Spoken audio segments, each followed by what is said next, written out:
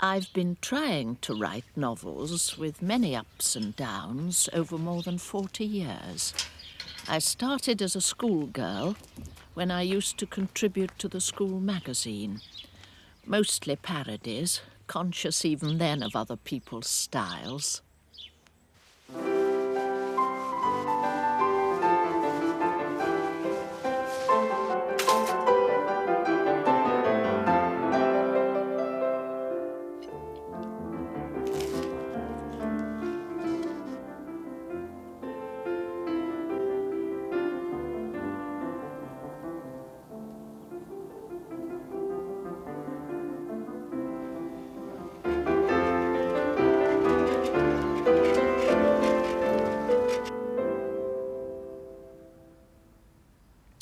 Last week, I had tea with an old lady.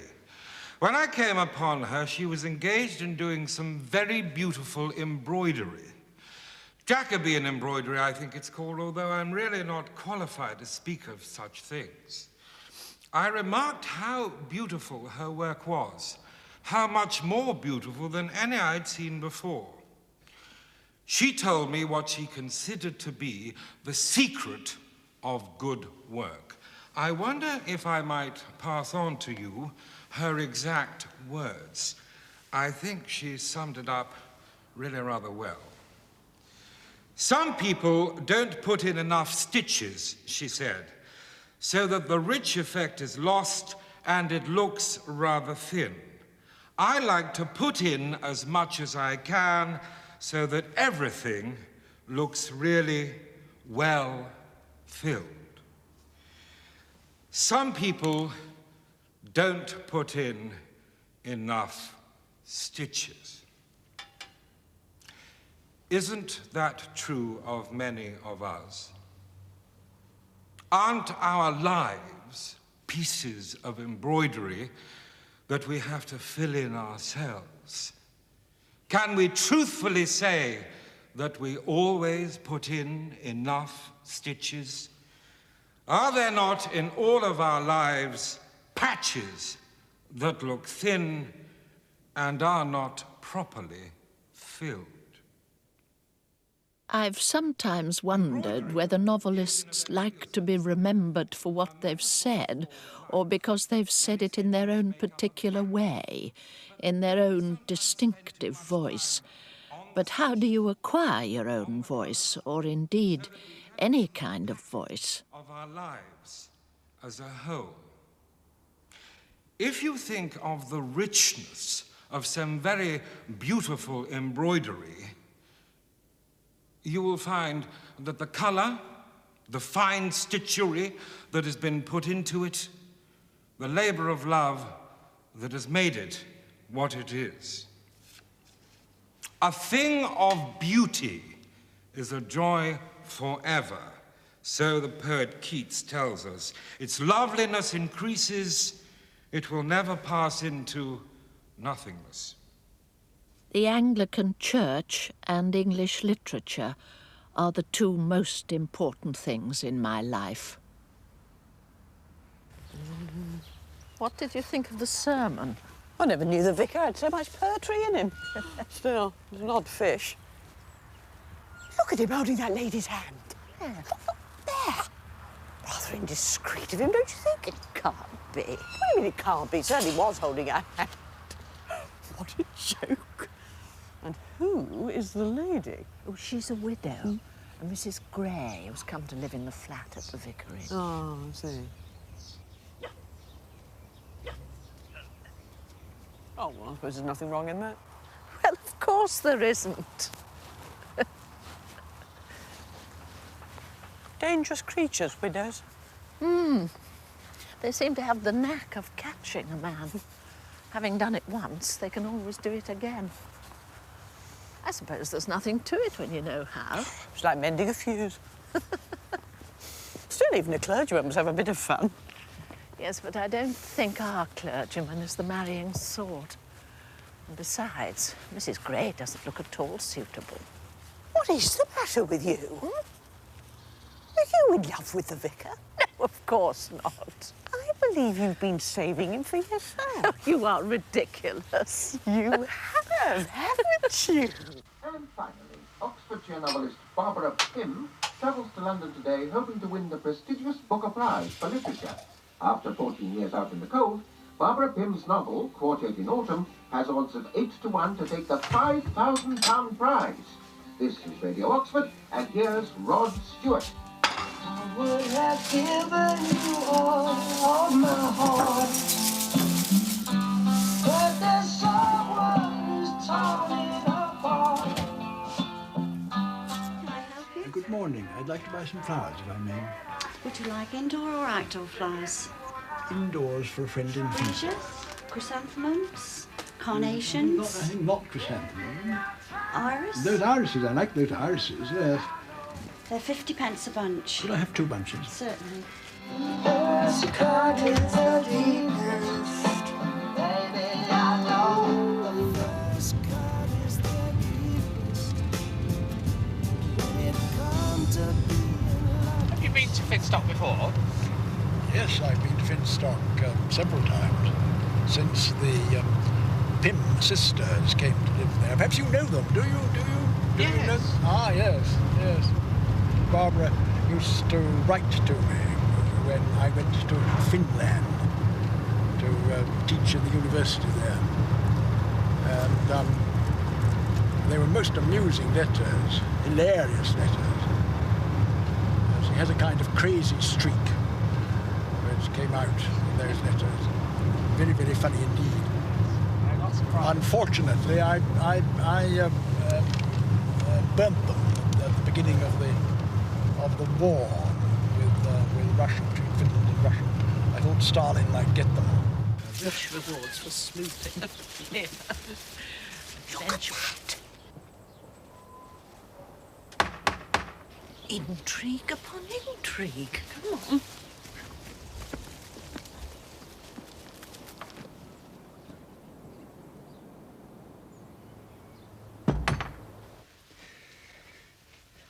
Miss Bede, I'm sure you must have realised, noticed, that is, my preference for you above all the other ladies of the village.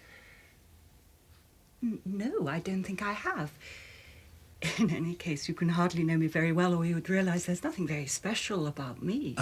Well, one can hardly look for beauty at my time of life. She is not fair to outward view. How is it Wordsworth puts it? Not Wordsworth, Coleridge. Hartley Coleridge, I think. Although I am not particularly beautiful myself, I must confess that I do like to see beauty in other people. You mean the beauty of character? Ah, yes.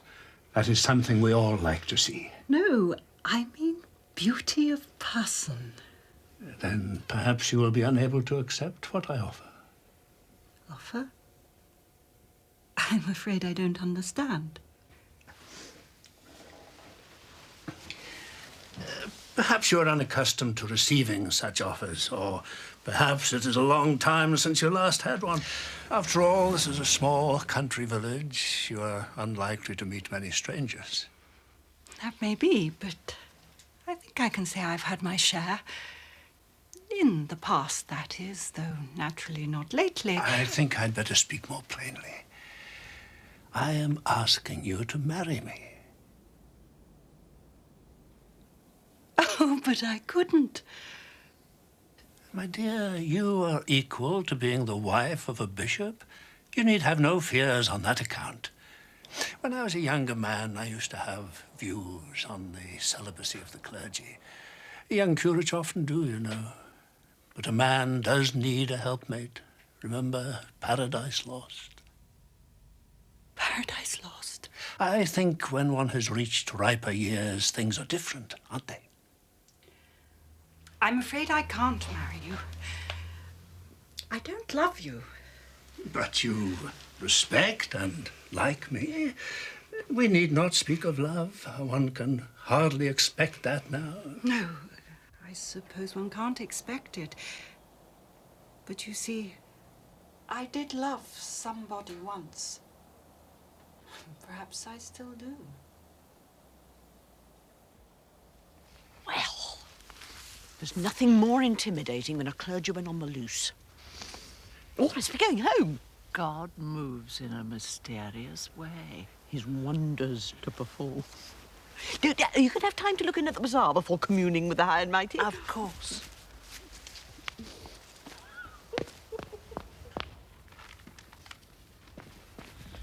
Henry! Barbara, I thought you ought to have some flowers. How lovely. You shouldn't have. Come in for some coffee. What about this Booker thing you're doing this evening? You're going public in a big way, aren't you? I bought a new blouse. From the jumble sale? £4.90 from C&A. Congratulations. Come in.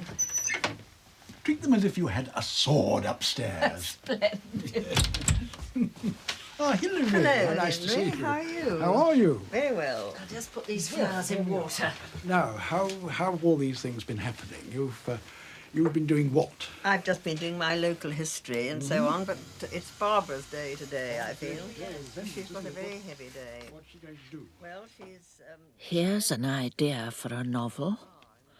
A woman living in the country who has had a hopeless love for a man. Wife still living, perhaps, or religious scruples. Then, when he is free, she finds that, after all, he means nothing to her. Is this the reward of virtue, this nothingness, or an enviable calm? We were frightened. Yes, indeed. I thought I'd ask because I thought you were having a party. Yes. And, but it wasn't a party here at all. No, It was a party on television. It was quite an alarming experience. There. Ah, yes, these are to wish you luck. Thank you, Henry. Not that you need it. Not that you need it. I'm sure you'll win. I don't know. I'm sure After you will. all, literature is all about failure. Oh, well.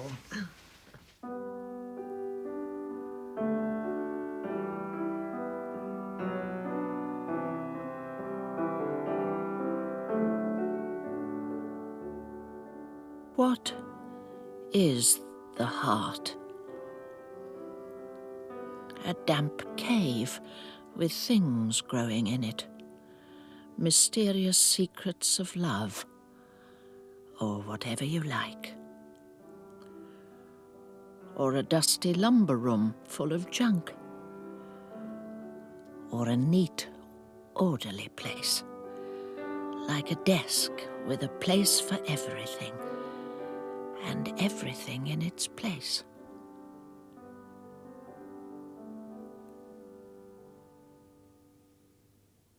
Something might be ending now that has lingered on through many years. Dying sometimes, and then coming back again, like a twinge of rheumatism in the winter.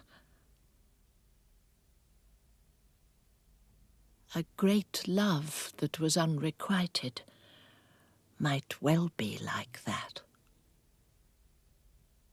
How is she really, Hilary? I think she's pretty well. I think you could say that she's in remission. And I think having this Booker Prize coming up has made an enormous difference. That's very good difference for to her, her. isn't it? Yes. Yeah, she's obviously she's cheered up by Yes, it. And but she seems to be in very good form. I don't think she'll enjoy the actual dinner very much because she hasn't got much appetite, I'm afraid. No, that's nasty. I've noticed that for some time. Yes, that is. I was wondering if she would like perhaps to come with me on one of these bargain breaks, so-called. I'm sure she would. I think that's an excellent idea. Yes, it would give her something to look forward to. Yes, that would be nice.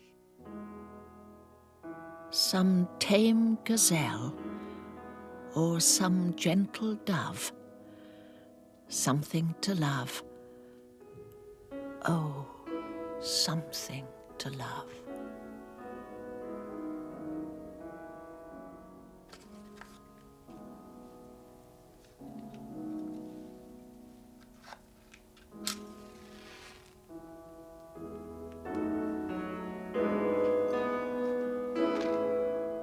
Of course, there are people from whom one asks no fond return of love.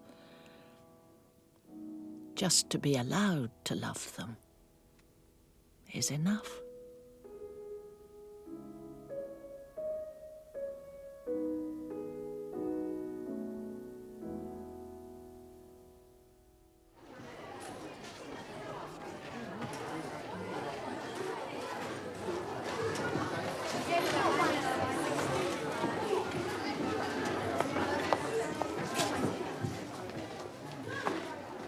people blame one for dwelling on trivialities, but life is made up of them. And if we've had one great sorrow or one great love, then who shall blame us if we only want the trivial things? We really are so thrilled to have us with you this afternoon. I wonder if you might sign a few books later. Thank you.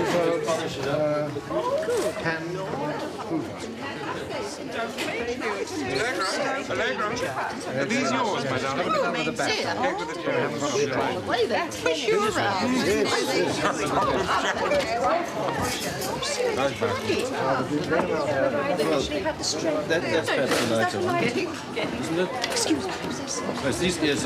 How nice it is to see so many excellent women.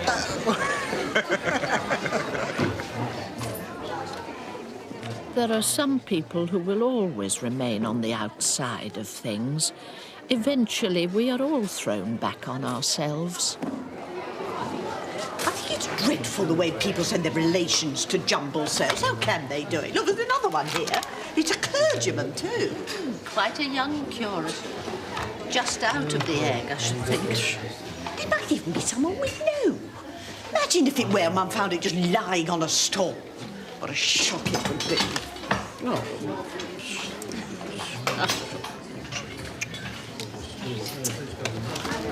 Oh, you've made one of your sponges. Well, it looks quite nice. But yours looks so much better, Mrs. Gray. I don't know how you do it. Well, I suppose one is just born with a light touch. Any luck with the bishop? No, I think not.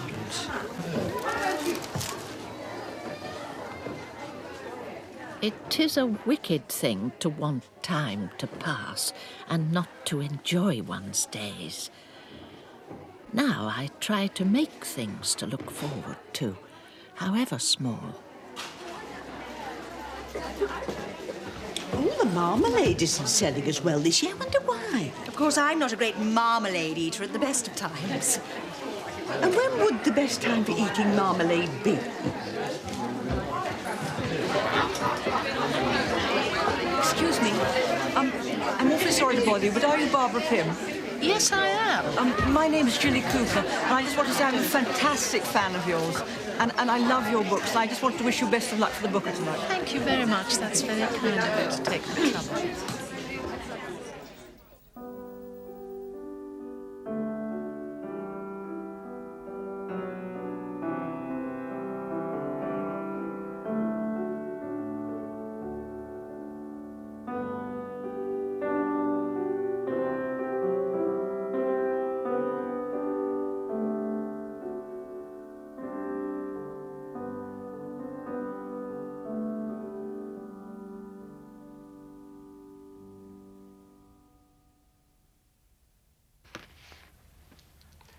Well, Miss Pym, we've got relatively good news on both fronts. Oh, I am pleased.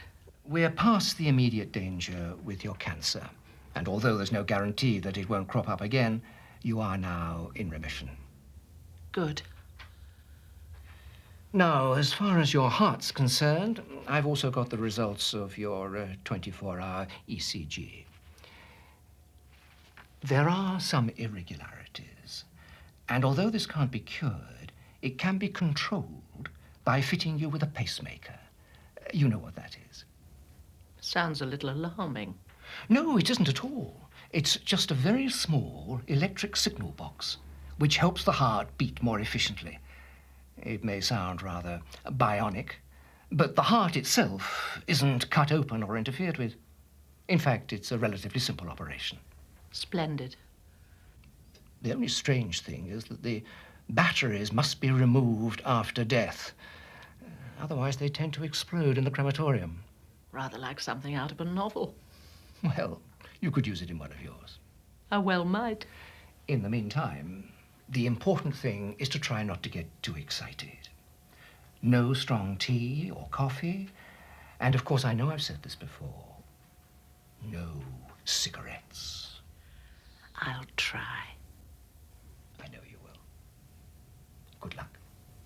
Thank you.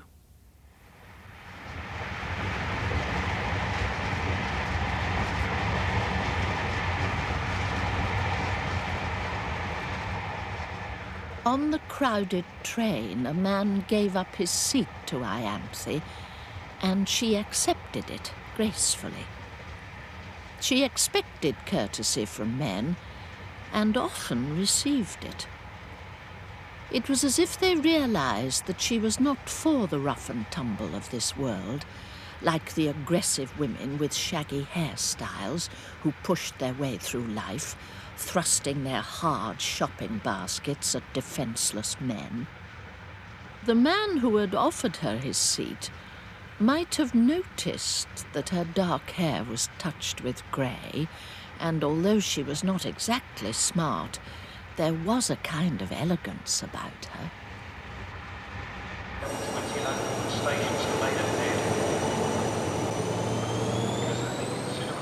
Of course, no one ever tells you how long you've actually got.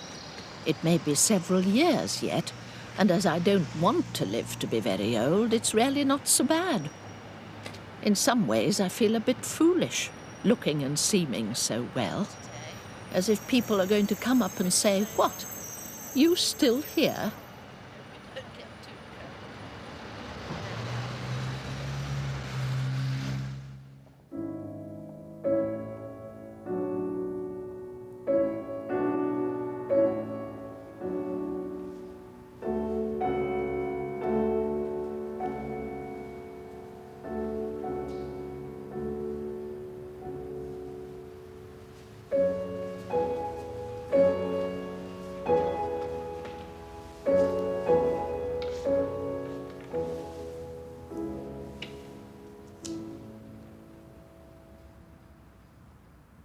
O most merciful God, who according to the multitude of thy mercies dost so put away the sins of those who truly repent, that thou rememberest them no more. Open thine eye of mercy upon this thy servant, who most earnestly desireth pardon and forgiveness. Renew in her, most loving Father, whatsoever hath been decayed by the fraud and malice of the devil, or by her own carnal will and frailness. Preserve and continue this sick member in the unity of the Church. Consider her contrition, accept her tears, assuage her pain as shall seem to thee most expedient for her. And for as much as she putteth her full trust only in thy mercy, impute not unto her her former sins, but strengthen her with thy blessed Spirit. And when thou art pleased to take her hence, take her unto thy favor, through the merits of thy most dearly beloved Son, Jesus Christ our Lord. Amen.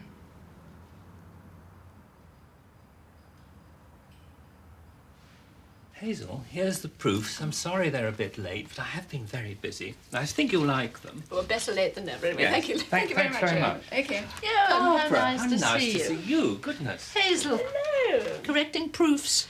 Yes, they've got the kinship diagrams wrong, of course. Of course. Oh, this place hasn't changed. I could just sit down and get to work. Well, nothing does change. Professor Ford's as difficult as ever. Oh, yes. Library staff come and go. And Miss Trapnell and Miss Clothier are still taking umbrage.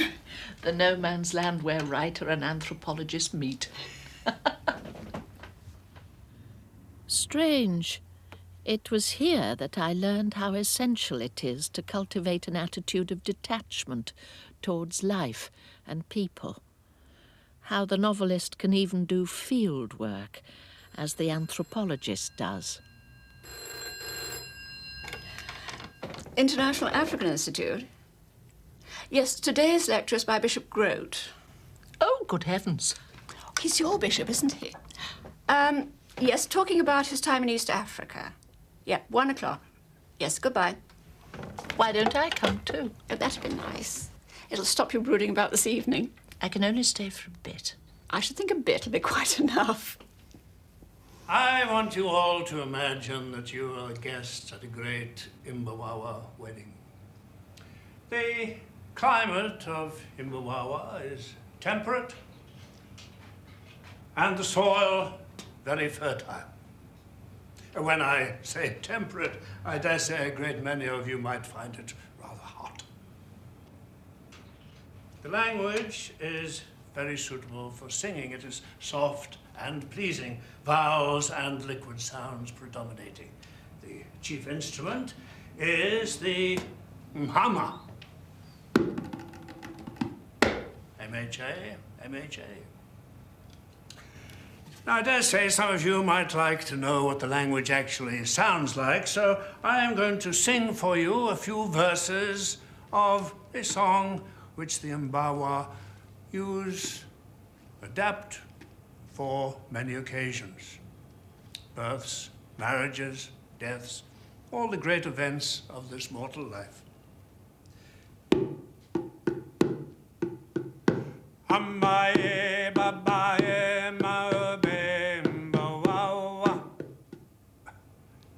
Try and imagine that you are the bride at this great Mbawa wedding.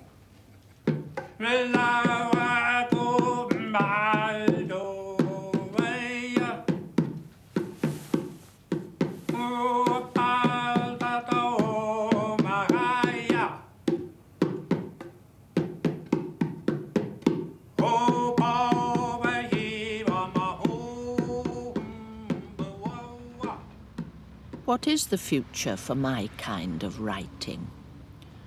What can my notebooks contain except the normal kinds of bits and pieces that can never be worked into fiction? Perhaps in retirement a quieter, narrower kind of life can be adopted, bounded by English literature and the Anglican Church and small, simple pleasures. Hypothermia. Another old person found dead. We want to be careful we don't get hypothermia. Is it a thing you get? Not like catching a disease? Well, if you were found dead of it, like this old woman here, you could say you got it, couldn't you? I suppose so. There's one thing we've got in common then. Chance of being found dead of hypothermia. The things people say. I never have tea. I never eat jam.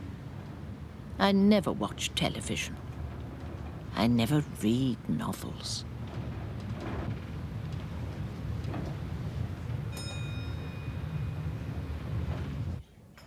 As she ate, she turned the pages of a book of Coventry Patmore's poems.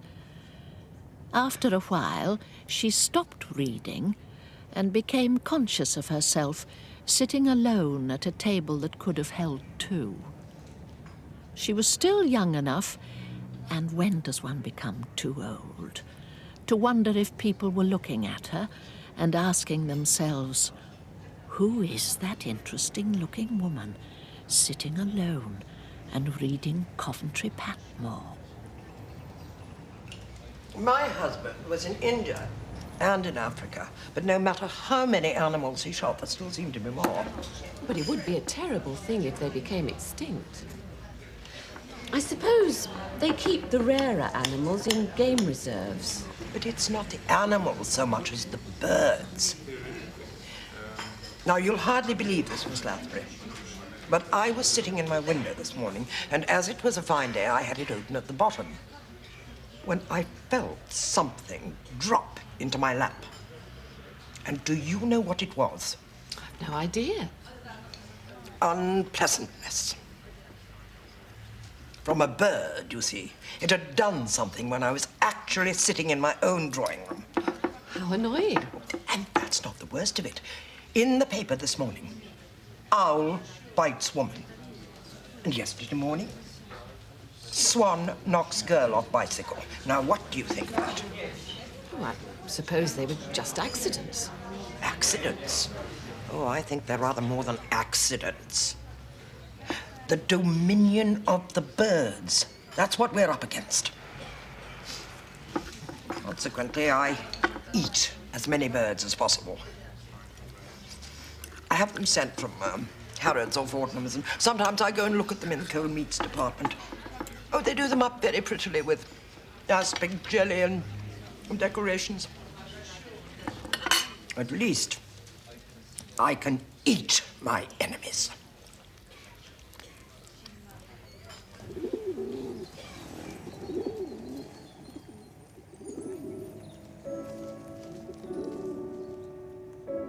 I'm only going to the Booker because it's a once-in-a-lifetime opportunity to mix with the literary world. Perhaps it is better to die in one's 60s. If I were disabled or incapacitated, I wouldn't be able to bear it. I couldn't be splendid about it, as women are expected to be.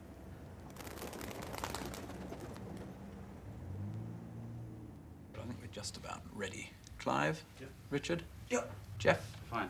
Okay. Turnover. Running. Running. Booker 77, slate 23, take 1. Barbara Pym is a very English novelist. Her world is one of tea parties and jumble sales, spinsters and vicars. It's a delicately observed miniature landscape full of gentle humour and quiet pathos. Barbara Pym came to literary prominence in the 1950s, but in 1963, her 7th novel was turned down by her publishers, Jonathan Cape. For the next 14 years, all her work was rejected, but she never became so dispirited that she gave up altogether. And then, earlier this year, Lord David Cecil and Philip Larkin both named her as the most underrated writer of the century in the Times Literary Supplement. She subsequently found a new publisher, and the resulting novel, Quartet in Autumn, has been shortlisted for tonight's Booker Prize. Barbara Pym is with me now. Miss Pym, I'd like to start by asking you how you begin the process of writing your fiction. Are there particular times or circumstances in which the idea for a book might come? No, they come all the time. Even in this very minute, there might be something germinating that could come into a story or novel. I keep a notebook and write down things. I wouldn't call it a diary exactly, but I write down my observations and suddenly something will come to me. Just from day-to-day life? Yes, from everyday life on the whole. I think it's very difficult to write about things you haven't actually seen or experienced. I do like to observe people, and I suppose odd people are the most interesting people to observe. I feel sympathetic to them. I suppose it's because I'm something of a loner myself. I like to be detached from things. I'm not the kind of person who has to be with people all the time. You could describe the lives of your characters as humdrum. I've always been very interested in people who are failures or deprived or in some way unsuccessful. They're not the obviously popular heroes and heroines for novels, and I do find it rather interesting to write about people like that. I suppose it's because I regard myself as being unsuccessful in some ways. Well, I hope you won't be unsuccessful this evening. That's very kind of you. Thank you. Thank you. And cut. Thanks very much. Thank you. Do you feel happy with that? Well, if you do, yes. Splendid. Not as nerve-wracking Splendid. as I expected it to be. Good. Now, can I get you anything? No, thank Do you. you need a taxi? No, thank you. I'm going to have my hair done. I can walk there. Jolly good. Well, good luck this evening. Thank you very much indeed. Thank you. Thank Bye. you. Goodbye. Bye-bye. Well done, thank you. Nice lady. Very. And Penelope Lively next, I think. Won't you come in? It was an awful and humiliating sensation to have my novels rejected for 14 years, but a friend had warned me of the dreadful things that were happening at Jonathan Cape when Tom Mashler joined the firm. Mashler pudding. 1 lime jelly, half a pint of water, half a pint of milk. What happened is the book came in and we had 2 reports by 2 very eminent readers. One really disliked the book intensely and the other quite didn't like it at all either and in fact recommended rejection. I was the literary advisor. The 2 eminent people who were against the book had read all her previous books and just said this is absolutely hopeless. In fact, the only thing I could be blamed for, I think, is I hadn't actually read Barbara Pym before that at all. I regret the fact that I didn't read the book at the time. I mean, I should have insisted, but the evidence against it, from these two eminent critics, both of whom wrote such bad reports, plus the chairman, was so strong that, frankly, it didn't occur to me to read it.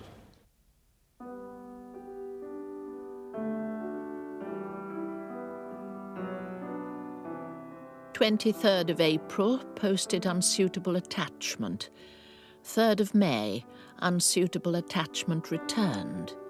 30th of May, sent unsuitable attachment to Longmans. 6th of June, had unsuitable attachment back from Longmans. 10th of July, sent wrapped in lemon leaves to Macmillan. 1st of August, had wrapped in lemon leaves back from Macmillan. 10th of November, Longmans returned the sweet dove died. Well written, they say, but what's the use of that? Surely 21 publishers is enough.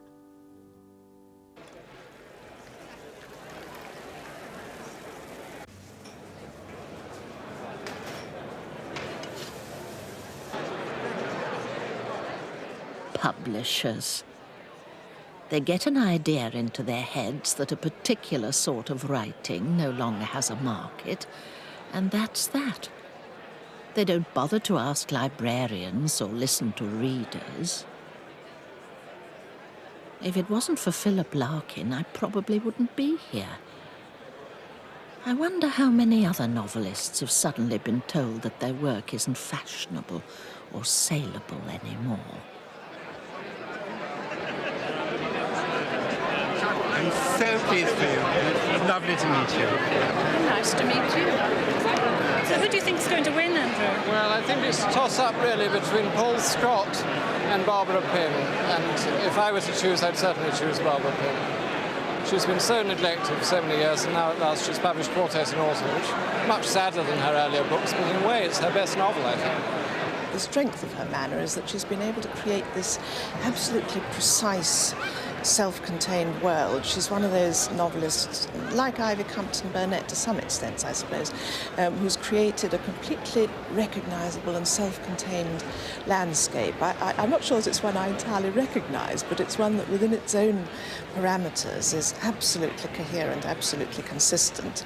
The people are always Pym people, the things that they do are Pym things. And she has, of course, this intense attention to the appearance of things, so there's always this emphasis on what people are wearing, what people are eating.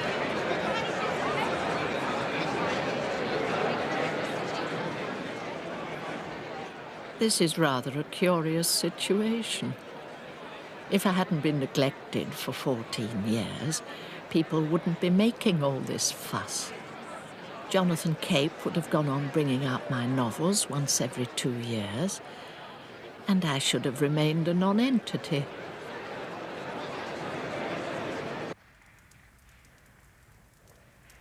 The 6 shortlisted novels for 1977 are as follows: Peter Smart's Confessions, Paul Bailey; Great Granny Webster, Caroline Blackwood; The Road to Lichfield, Penelope Lively; Shadows on Our Skin, Jennifer Johnston; Quartet in Autumn, Barbara Pym; Staying On, Paul Scott. And I am happy to say that the winner of the 1977 Booker Prize for Fiction is Staying On by Paul Scott.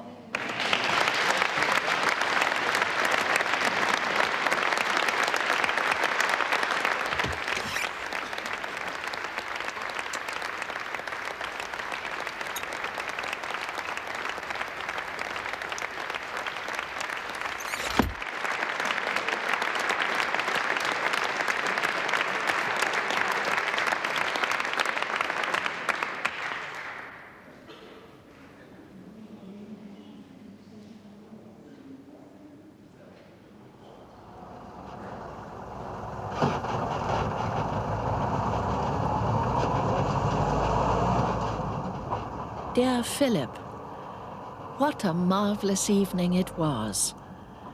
Words are beginning to fail me. But you must know what a deep pleasure the whole thing was, even down to the meeting with Tom Mashler.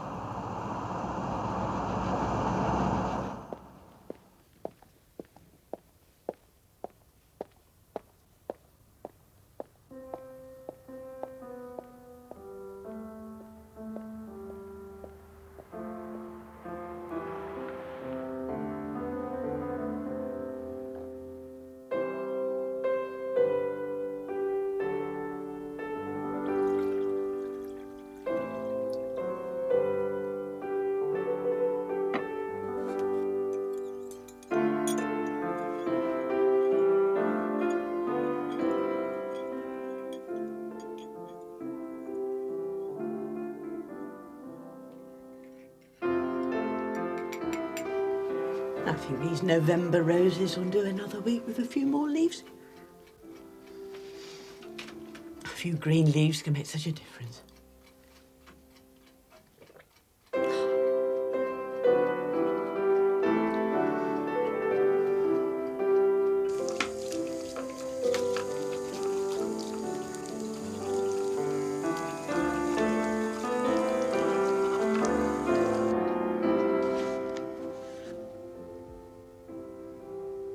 Stuffed turbans of flounder.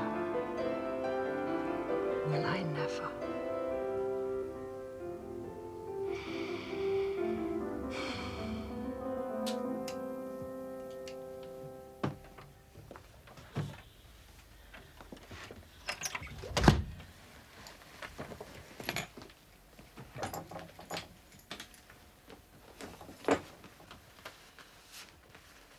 When I wake now in the small hours, I don't think of death. I always try to switch my thoughts to something frivolous, like clothes or planning a scene in a novel. Thank you so much for sending me the poem. I have read it many times.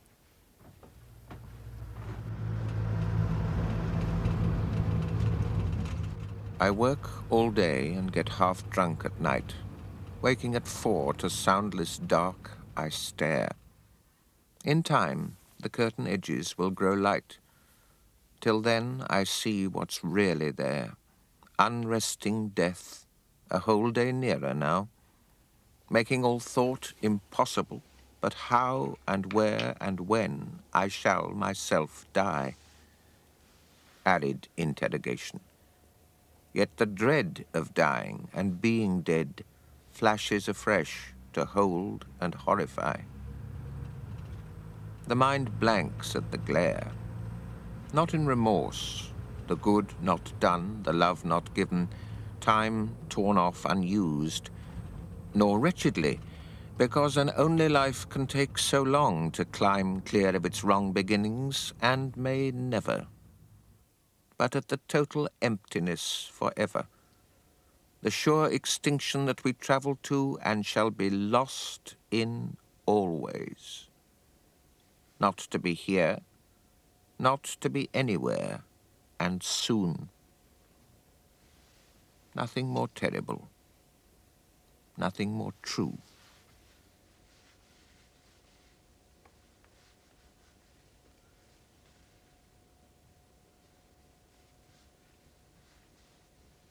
One of my favourite quiz games on television was one in which panellists were asked to guess the authorship of certain passages and then to discuss various features of the author in question. There were no prizes for guessing, no moving belt of desirable objects passing before their eyes, just the pleasure of recognising the unmistakable voice of Henry James or Graham Greene or whoever it might be.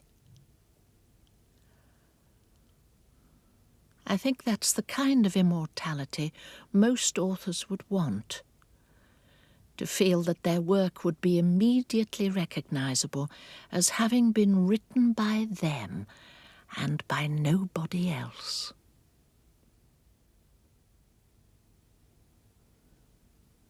But of course, it's a lot to ask for.